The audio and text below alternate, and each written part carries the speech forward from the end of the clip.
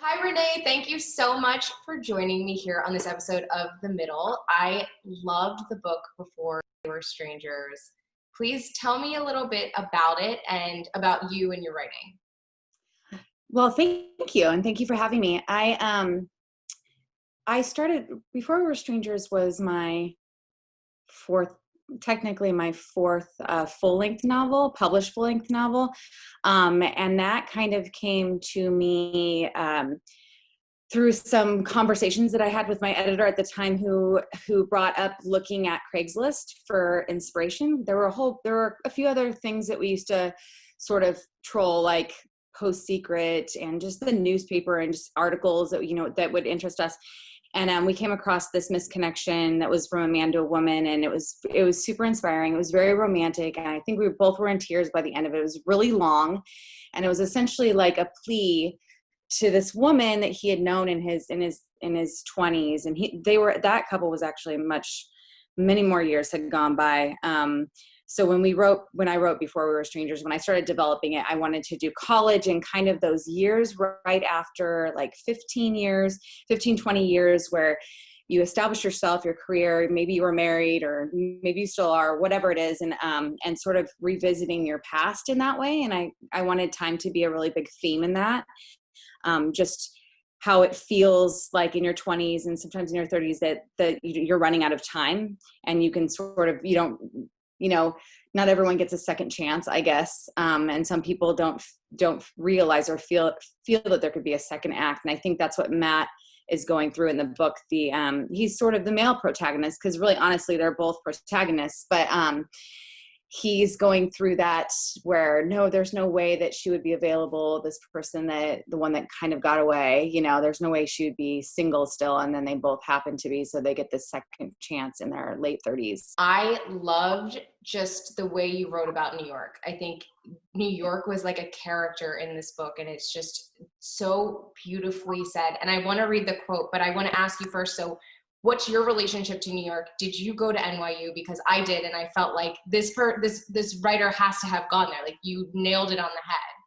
Well, thank you. That's a huge compliment, because I did not go to NYU. I grew up in California, went to college in California. NYU, though, I will say that around the time that 9/11 happened, I remember so many people talking about how New York, and like personifying New York, and talking about how it had been wounded. The country was wounded, but New York, the city itself, was wounded, and everyone came together to heal the wounds. And there was like this collective energy, and this sense that it was alive in so many ways. And I think I remember hearing and reading about it so much, and how that inspired me. But once I started going to New York, when I first was getting, my early books and getting those published, I was going like 2 or 3 times a year. I remember feeling that sense, like especially in the city, and in certain parts of the city. I remember getting the sense that it was alive, and that it could be frightening and sometimes lonely, but it could also be, you could also feel that collective energy, just walking 1 block on the street. So yeah, very different from California. But it was so appropriate for me reading it. I read it in the summer, and what we're going through now as a city and as a world, it felt like that. It was so nice so I'm going to read the quote. Okay. So you wrote, New York has an energy that takes root inside of you. Even a transplant like me gets to know the different boroughs like they're living, breathing organisms. There's nowhere else like it. The city becomes a character in your life, a love you can't take out of you. The mysteriously human element about this place, now my Kindle's freezing, can make you fall in love and break your heart at the same time. When you hear her sound, when you breathe in her scent, you share it with all the people walking beside you on the street, in the subway, or gazing at the tall buildings across Central Park. You know at once that you are alive, that life is beautiful, precious, and fleeting. I think that is just, so good. Oh, thank you so much. That just gave me chills to hear somebody else read it, because I haven't revisited that in a while. And I'm writing the script now, and it's really tough, because there are things that I know that people connected with in the book that won't necessarily translate to the script as well. So a lot of those things I want to be able to somehow translate into a script, so that it makes sense without somebody just reading it in a voiceover or something. But thank you. Yeah, I did feel that. And I remember having and wanting to go back as often as I could, because like I said, California is really spread out. I mean, it's the whole like Eastern Seaboard in one state. So it's not, there isn't like a sense of California. Well, I mean, I could say LA and San Diego, the two places that I've spent the most time.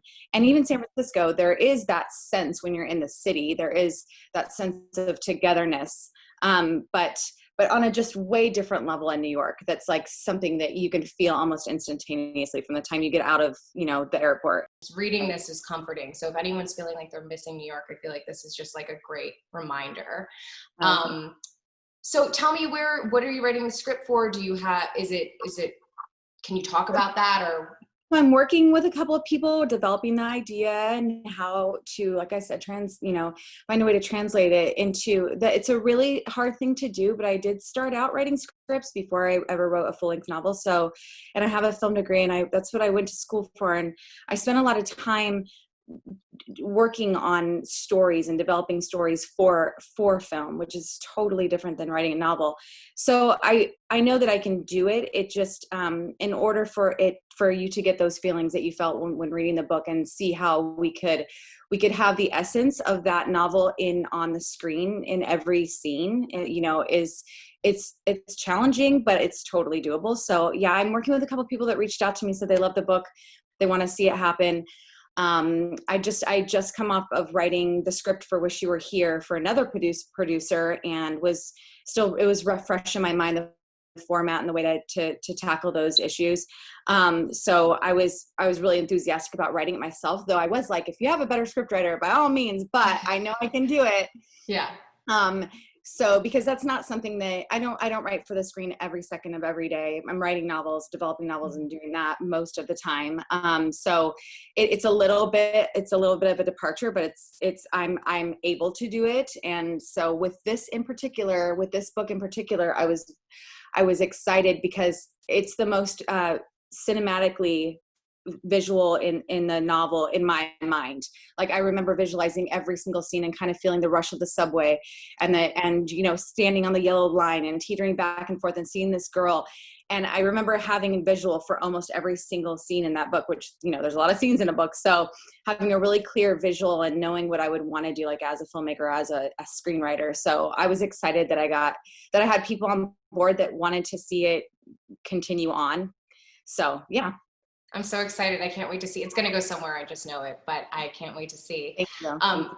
And talk to me about, I read that you love music, and the element of music really plays a part in your writing. So it's interesting to hear because you don't hear music when you're reading, but so how does that work? Well, I hear music when I'm writing, and sometimes when I'm reading, though I can see how it's difficult to concentrate on what you're reading when there's music and loud or in the background. But I listen to a lot of like atmospheric rock while I'm really in an intense mode of writing, because it doesn't have lyrics, so it doesn't confuse me, but it has a lot of ups and downs that sort of like, I can build up a scene with that sort of emotional element, like tugging at my own heartstrings. Cause you have to get kind of emotional when you're writing stuff like this in order to convey emotion with words, so with that though, I've always been a huge music lover. That was like my first love.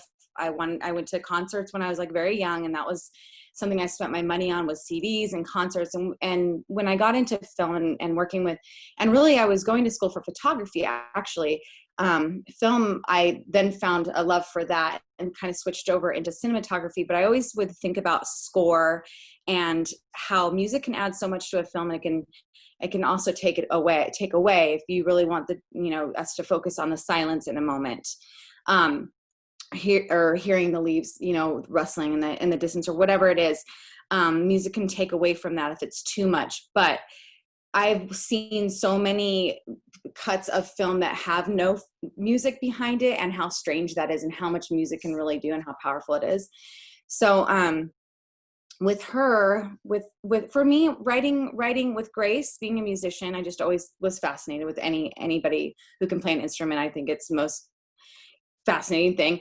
But with this book in particular, I was going back to my time in college in the 90s and thinking about how inspired I was by Jeff Buckley and Pearl Jam and all these artists that I thought, oh my God, how do they come up with these things? And it's so emotional and this and that. Uh-huh. And then playing that kind of music while I was writing this book. So I think it plays two parts, but I definitely always have a playlist. And I had written a playlist. I had created a playlist on Spotify for the script for Wish You Were Here Too. And I had sent it to someone and they said, oh my God, I can totally see it in the movie. I can totally see that being the music behind the scene in the movie. So yeah, I think it's all just stuff that kind of gives you the feels. Right. You know, you're writing like kind of trying to write emotionally and not just details. You want somebody to feel something. If you can imagine that, then, and you can imagine the song in that scene, then, or listen to it while you're reading, I think it would add something to it. But if someone, okay, so if someone hasn't read Before We Were Strangers, obviously read it. But if they have, what is the next book that you would recommend of yours for people to read? Of mine, I think that now I'm starting to say this. I was saying something else before, but now I'm starting to lean more toward Blind Kiss. And I think it's because Blind Kiss is another story it's another kind of second chance romance, but it's another story about time passing and these two people meeting in college and not necessarily having a relationship. They had a friendship throughout the whole 15, 20 years of her other marriage.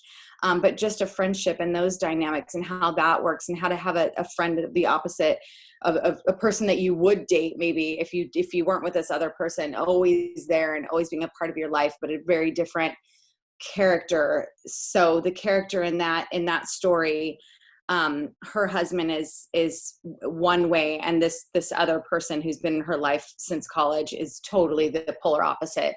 And it was someone that she would never think about marrying, but now that her life is at a different, at a different juncture, he's there again and also available. So I think it's most similar in plot maybe and age and Okay. premise in a sense. But I used to always say Sweet Thing because that was my first book, and I wrote that about New York a little bit. So it's mostly in New York, and it's a cafe in the East Village, and then when I started to visit New York, like I said, I got another and kind of a newer sense of New York. But yeah, Sweet Thing is the other one that's written in New York. So I think people, and I wrote actually the last post is New York too.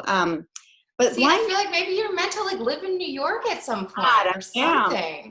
It's definitely like there's a me in New York, like in a parallel life, just doing the same thing over there for sure.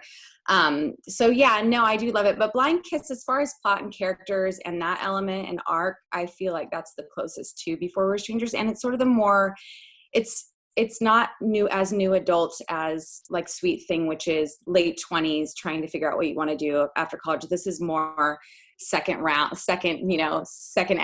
sort of, if you will, like older characters, late 30s. So kind of a different scene. And yeah, but thank you so much for recommending them and also for reading Before We Were Strangers. I'm glad that it still has legs after all these years because it's been out for quite a while. Thank you so much. Thank you.